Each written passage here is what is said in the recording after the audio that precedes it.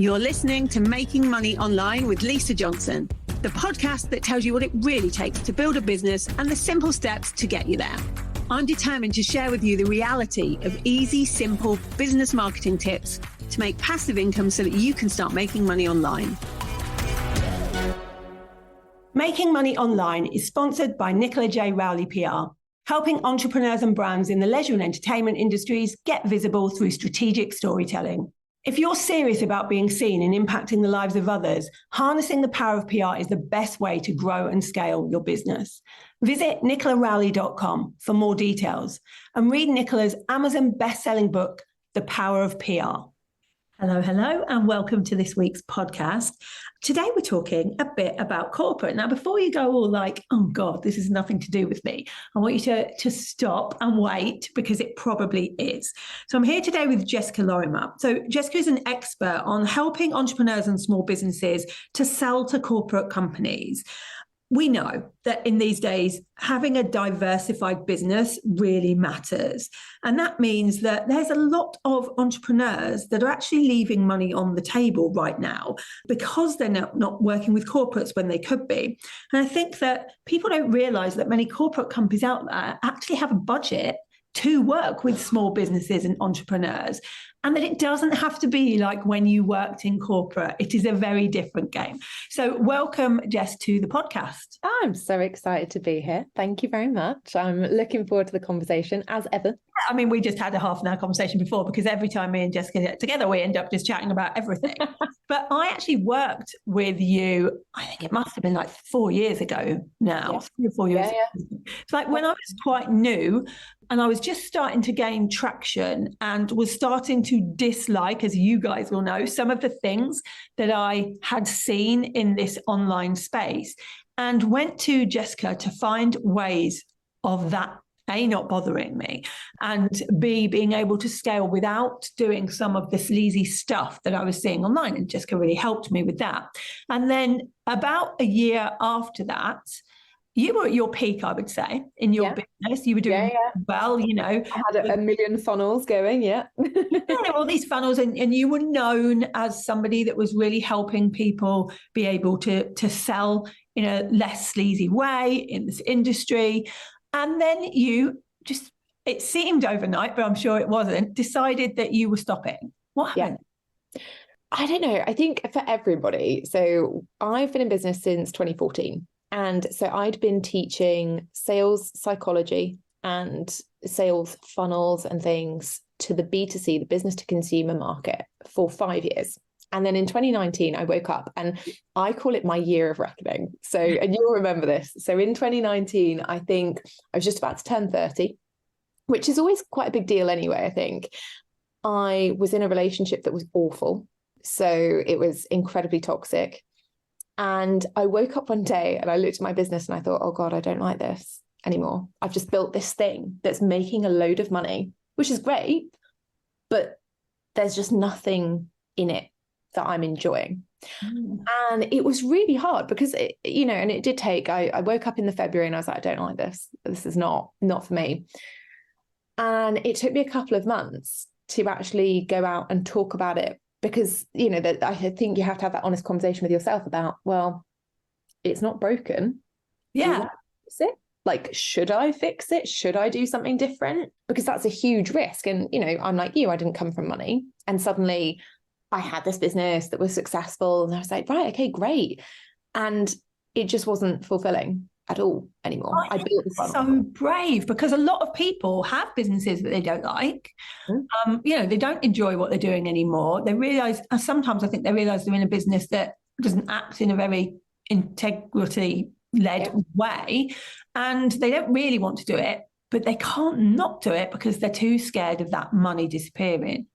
Yeah. And that is terrifying. I think, to if anyone out there is thinking about changing your business, I would say that between February and June 2019, I crapped myself on a number of occasions. I was like, what am I doing? And it was really interesting because I'd obviously come from a corporate background. So I'd been working to set up new business divisions around the world for corporate organizations for, the entirety of my corporate career. Loved it. And I'd burnt out. I'd been an employee, I'd been a really good employee, and I'd shown up and I'd done the extra stuff and I'd made the effort. And I just got burnout really badly. I was diagnosed with ME. And I remember going into work because the hospital consultant who diagnosed me said, look, if you don't take down your working hours, you will be wheelchair bound by the time you're 35. Wow. And for me at 24, I was like, whoa, this is not ideal. And the company I worked for were great, but they were like, look, we don't let people go part-time. Like, you're not in that kind of time. It was like, you're not going. No one went part-time. Yeah, unless you have a baby, that is it. And especially not in sales. Like in sales, you definitely don't go part-time. You're going to the Monday, Tuesday, Wednesday, Thursday, Friday night drinking club with your clients and doing all the things. And obviously that's why I burnt out. And so coming into the online space where I'd kind of imagined you could have more flexibility and you could, work your own hours. And I'd really bought into the laptop lifestyle where you sit on the beach and, you get sand in all the laptop keys and whatever. It's very inconvenient. And I'd just done it for 5 years and I'd made a bunch of money and just realized like I've got no human contact anymore. I'm in the coaching space that is, and you've talked about this a lot, like very lacking in integrity. I found that people were selling things that they had no intention of either delivering well or getting clients the results that they'd promised. Yeah. And I just was frustrated, because I'd kept my corporate clients. I'd still been doing corporate consulting and things right from when I set up my business to 2019. And I'd been working privately with a few clients to help them sell into corporate companies. And I was just like, this is so much easier. There's less noise. And it was nice working with people who were actually qualified to deliver a result to an organization who were then seeing the real impact of that. And I was just like, I have to do this full time. And in June 2019, I set up the Selling to Corporate podcast.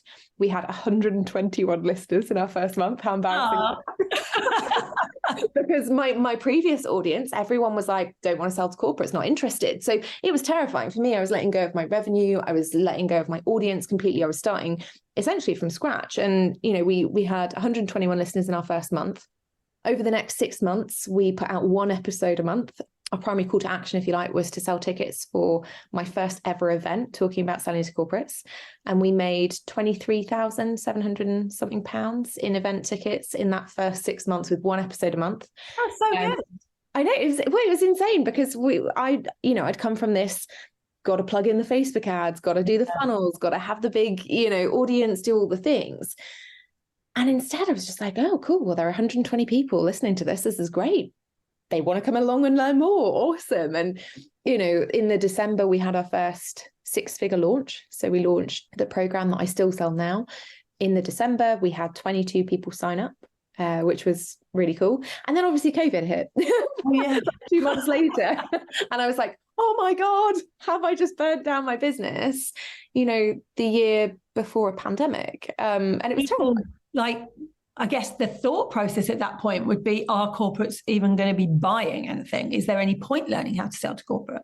And people were terrified because a lot of corporates, I think it was the February, wasn't it? We went into lockdown and like overnight people were getting messages from their corporate clients being like, we can't have you in to deliver this workshop anymore. We can't have you in to deliver X, Y, and Z. And I remember saying to my clients, I was like, don't worry about it because they're going to have to do something. And suddenly everyone went online and corporates going online were like, how do we do this? And it was great, right? Because entrepreneurs have been using Zoom for like 4 or 5 years. We all knew how to use Zoom and we all knew how to figure things out. And actually, I had clients who made more money selling to corporates in 2020 than they had made ever in their business. And they really established themselves in some areas that I never thought you'd be able to sell to corporates. When I was working in a corporate job in 2011, you're probably the same. You didn't talk about menopause in the workplace. None of that was there. It's changed, hasn't it? Massively. I mean, I would have rather died than listen to somebody come into my workplace and talk about my uterus. Like, I really would have, it would have been so painful because that wasn't the culture then. I wouldn't have been interested. It was just culturally, I worked in a really male-dominated environment. I could just see myself now, like with my former colleagues sat there thinking, oh God, this is the worst thing. But now workplace culture's really changed. Companies are really prioritizing workplace well-being. A huge growth area, and has been in 2023, will continue well into 2025. It's a brilliant thing for us, I think, as entrepreneurs, because I think a lot of the time when you're an entrepreneur, you think, well, what would corporates need me for? What the hell would I go in there and teach? And although you might be really qualified in a subject, you might not know how that actually works in corporate world. But you see a lot of people doing, like, I remember even when I was there, which is a long time ago, lunch and learns. People would come in and we would pay people to come in and to kind of teach us about a particular subject, like how to be more diverse, as an example, and those kind of things. And so I can see how it's much easier for them to pay a entrepreneur to do that than another corporate company who's going to charge a lot more, if we're honest about it. Well, so this is the interesting thing. I always say to small business owners, you can actually charge the same price as a big consultancy, and a lot of my clients do. But the difference is that companies, big organizations, want to work with small entrepreneurs because, A, you're more agile. You're much more able to be put in place a bespoke solution. So if they go to an Accenture or a PwC or a big consultancy, they are likely to pay for the red tape policy version of whatever it is that they are purchasing. Yeah. Whereas if they come to an entrepreneur and say, look, we want to do a training on menopause or diversity or how to have difficult conversations or whatever, that entrepreneur is going to be much more agile about their approach. They're going to design something that actually works for the organization, works for where they are, and they're not going to be beholden to all the red tape around it. The other thing that you've got to think about is that most companies, when they're paying big organizations, they're not paying for expertise. They're paying for the branding. They're paying for the big corporate offices in big cities around the world. They're paying to keep the lights on. They're paying for the graduate training programs. They're paying for the stationery, the printing costs, like the everything. And actually what ends up happening is that someone will go to that company and be like, oh, this is my first ever job. They've never worked on a change program before. They've never worked in finance. They've never worked in well-being. And here they are supposedly delivering this big program of work. They've never done it. At least if they're paying an entrepreneur who's an expert. Years of experience there. Exactly. They're getting your lived experience, or they're getting your certified or qualified experience. That makes a massive difference in results. You've just launched That Strategy Co. The whole reason being that your experience in the market helps people get actual results. I did exactly the same. We have a 96% success rate. That's why I'm like, I'm completely confident to teach clients what I do. But most big organizations that are in that consultancy space are hiring graduates and sending them out. And that's how they learn. And that's fine. But why would you pay 25, 30, 50,000 pounds to have somebody who's not actually qualified? I think that's great because it gives entrepreneurs and small businesses that confidence to know that actually they're not doing this as I am not as good as other people going in there. They can be better than the people going in there. Just because they're one person or a small team doesn't mean that they're going to be less good. What would you say to those people that, and I think I would be in this camp, like they hated working in corporate, and the reason that they started their businesses was because they didn't want to be in corporate anymore. It's quite different, isn't it, going in as a freelancer rather than as an employee? I think it's probably the most common question I get, in all honesty, and I think it's completely right to ask. You should question, if you really hated being in an environment, why would you go back? And I think for me, there are always two things. One is when you go back as an external supplier, you are going back in a position of authority, credibility, and expertise. So let's be honest, when you worked in your corporate job and you were getting paid 35, 40, 50 grand, whatever it was, they didn't really care about your opinions on things. They didn't want you to change anything. They just wanted you to show up for work and do what you had been paid to do, not think, not innovate, not whatever. And that's really frustrating for people. It was really frustrating for me because I could see areas where we could improve, and my boss would be like, that's not what we're paying you for. It's fine, whatever. But a consultant would come in and they'd be getting paid a really big day rate, and they'd make the same suggestion that I did. And the company would fall over themselves to be like, oh my goodness, this is the best thing we've ever heard. And you're like, I told you that last week. So, the first thing to remember is that when you are not an employee, when you are an external supplier, you are that credible resource. You are the objective resource. So automatically you get listened to much more than you would if you were the employee. The second thing is that you're not involved in the company culture. You get to change it. And I think that's what's really powerful. You know, when I worked in companies, there were some companies I loved working for, and I would, and I still do, I tell everybody how great they are. There were other companies that I would rather have my toenails pulled out one by one without anesthesia, than go back to or even see. You know, there are certain streets because of the company culture, isn't it? Really? Yeah, it's absolutely because of the way that they treat employees and the experiences you have there. But as an external supplier, you get to change that. You get to change and make more of an impact, I think. You know, I think we focus a lot in the online space about, and certainly in the online coaching space, you know, build a massive audience, you'll make a big impact. And I think that that's actually really difficult, particularly for people who struggle with sales anyway, because the temptation then is we give them loads of value for free. Mm. And that's how we make an impact on lots of people. When you're working with corporates, you are automatically working with bigger groups of people. And those people manage teams of people. And those teams of people have families and they go home and they treat their families differently as a result. They, you know, impact the environment around them differently as a result. They, you know, show up to work differently. They get promoted differently. They create a new generation, essentially, of workers that operate differently. I don't think you can get that level of impact anywhere else. No. And that for me is what really excites me. You know, I look at sales generations now that I trained 10 years ago who have trained their own salespeople in the same way. You see the ripple effect, don't you? Yeah. You know, and that's thousands and thousands of people that you're like, oh, I've never spoken to that person. But they'll message you on LinkedIn and be like, hey, I just had a training from my manager and they mentioned that 10 years ago you trained them and you said this thing and it was really cool. Where else are you getting that? Yeah, that's so true. And what about people thinking it's really hard to get into corporates? Like, I remember people, when I was in corporate, people would do this bid process thing. Like there would be a tender and people would spend like months writing these big pieces of paper that would come to us and barely get seen. Does it still work that way? How difficult is it to get in? So people will give you varying opinions. I would like to think that my clients would say, actually, it's a lot simpler than you think. It's boring. And I think this is the thing I always say to people is that if you want to be good at sales, particularly B2B sales, it's not interesting and exciting. You need to go and get hobbies elsewhere, like that you're going to be interested sexy in. Stuff that makes the money, though, in everything, right? Exactly. And that's the thing. So if you want to get into corporates, no, it doesn't have to take a long time. You know, I've got clients who've sold £40,000 programs in less than a week to corporate clients. Equally, I've got clients who've worked for 6 months to build a relationship with a particular brand. And it really depends on how much you want to work with a particular brand, what you are willing to do. So we teach a method called having multiple internal champions, right? So in a business, what will tend to happen is that people will pitch one person and they'll just send them an email being like, hey, do you want this thing? That really puts people off.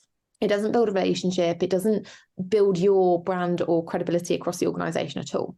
What you actually want to do is build relationships with 2, 3, or 5 people across the organization, because each of them will have different budget pots available.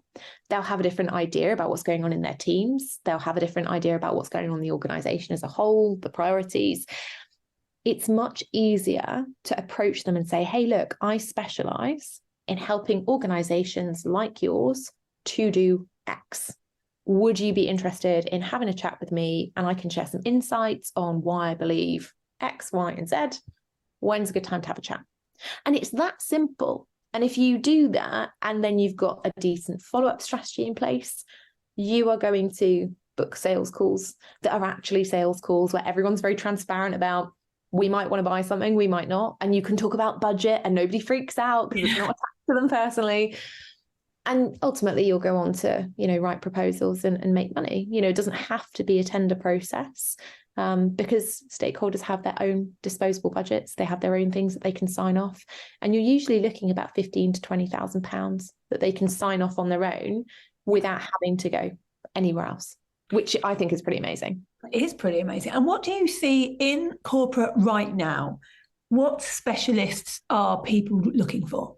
So corporates and what they're looking for is divided into two categories. You've got your traditional business areas, so the boring but necessary things that we all think about when we think about selling to corporates: change management, project management, program management, finance, accounting, web design, assisting services, any kind of traditional business area, sales, marketing, training that you would normally see in a business. Even you saying that, I can think of 50 people off the top of my head who are in entrepreneurial world that could definitely plug that. And who will be struggling to sell those things to entrepreneurs? Yeah. Because entrepreneurs, that like, oh yeah, what I really want is an operations manager. Until they're making multi 6, 7 figures, like they're not. And it becomes hard to pitch to those people. So you've got those traditional business areas where you're like, okay, cool, you can work with corporates in that kind of space. And then you've got your non-traditional business areas. And it's where it sort of gets a little bit more probably exciting and is newer for entrepreneurs to explore. So you've got like the wellness space. So I've got clients who are selling menopause services, andropause services, fertility and infertility and miscarriage policy awareness services, which is a really sensitive but huge area that corporates are looking for. Health and well-being in general, spirituality, strangely enough, not something that I ever thought. But people who specialize in looking at energy, productivity, time management. And then you've got people who are looking at neurodiversity. That's a huge area for organizations at the moment. I've even had people who have done, fitness training for corporates, which is not something that I'd have ever imagined in 2011 that you could sell to a company. And everything from leadership development, book writing, storytelling. That's a huge one. One of my clients actually works with one of the world's biggest TV streaming companies on storytelling, and is a one-person organization. Wow. And they fly her out to locations to look at things like brand values and how can our leaders share better story, communications and strategy. It's really interesting to me because it now has become the case where you can sell anything to corporate companies as long as you've got the right strategy behind you and as long as you actually want to get them results. And I think that's the really interesting difference perhaps between the online space. I agree. And the kind of more strategic or B2B space. On the online space, we're told quite a lot of the time, don't wrap yourself up in the client's results. Like, don't get worried about the client's results. That's nothing to do with you. And I've always said that it should be actually, because you're teaching a thing. And so in corporate, that wouldn't fly. No, absolutely. And we were talking about this earlier, the kind of weird secret, buy this thing for this many thousands of pounds and, you don't know what you're going to get, but hopefully it'll be all right. That definitely doesn't work with corporates. They work to what transformation can you provide? But the payoff is that they're happy to pay for that, and they're happy to pay premium prices. We were looking at some research, and it said that the average B2C business to consumer sale in the UK is worth £1,500. So for all the things that people will do, just like I did up until 2019, so getting the Facebook ads, creating the content, being on the social media wheel, like doing all the things for £1,500. The average corporate deal in the UK is worth 10,000. Yes. And you don't need anything. So you don't need to be on LinkedIn posting all day long. Like, you don't need to be creating endless content, and actually you shouldn't be. My clients are writing one newsletter a month. And that's I'm sold.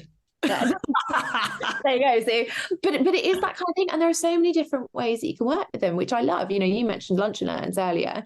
Absolutely. You can create awareness through that. You can hold things like workshops. You can do one-to-one coaching. You can look at facilitation. You can look at executive leadership development, creating courses and programs to sell to corporates, memberships, but also things that just didn't exist 10 years ago, brand ambassadorship. I've got clients who are brand ambassadors and work closely with organizations to build their brand, through being micro influencers or through adding credibility to something that I get paid for. So, for instance, I have a deal at the moment with Brother, who's a well-known corporate company, and I help them increase awareness of their brand by doing things like reels, and I get paid for doing it. And you get paid a lot more than you would get paid by a non-corporate company doing that. Yeah, 100%. I've got nutritionist clients who work on menu development for restaurant brands, which is awesome. Like I'm like, oh, cool. Every time I go to certain restaurants, I'm like, oh, I know who wrote this menu. Like, oh, I know that it's going to be nutritionally balanced. Where else can you see those things? Like it's for me, it's the pinnacle in terms of innovation and in terms of being able to be creative. Do I think it should be everyone's primary revenue stream? No. Some people just don't love it as much as I do, which is fine. Do I think everyone should have a corporate revenue stream? Yeah, because it's so little work for so much more money. And so also, diversification is really important. Like we've seen before, that if you put all of your eggs in one basket, it's not going to work. And actually having a corporate revenue stream gives you a really good extra income stream. I think it's a really good way of doing things. Amazing. So if somebody wants to get started and they're not really sure what they need to do, what is the best thing that you have for them? And where is the best place for them to come and find you? So we have obviously I've mentioned the Selling to Corporate podcast, which if you already like podcasts, and I assume you do because you're here listening to this one, then it's the best resource to go and check out. And if you ever want personal episode recommendations, just let me know on LinkedIn or something. That is the only place I hang out these days. That's why I miss all the Facebook drama. I'm only on LinkedIn. I'd like to miss all the Facebook drama. I'm coming over. Honestly, it's so much nicer. But you can, check out the Selling to Corporate podcast. And we actually have a free 4-part video series that covers off in more depth who should be selling to corporates, the exact kind of offer types and why they work, and where you can make the most money, how to price those things. And we also talk about the 5-step strategy that my clients are using to sell to corporates as well. So if you want to grab that, just go on to any episode on the Selling to Corporate podcast. There's a little link. You can grab it totally free. Amazing. And we'll put the links in the show notes as well. So go and check them out. Thanks for being here today and for giving us so much knowledge. There's so much in there. I'm quite excited about doing more. I do a little bit with corporates now, but I would love to do more. So I might come and check out those things as well. Speaker. Yeah, I would love that. But yeah, just have a look, guys, and don't, I think sometimes in this online space, we can cut off certain things that would actually be good for us and would make us more money because we're a little bit scared of it. And I think this can be one of those things. So, keep your mind open and go and have a look into it and see if it's something that you could do, because it could change everything for you.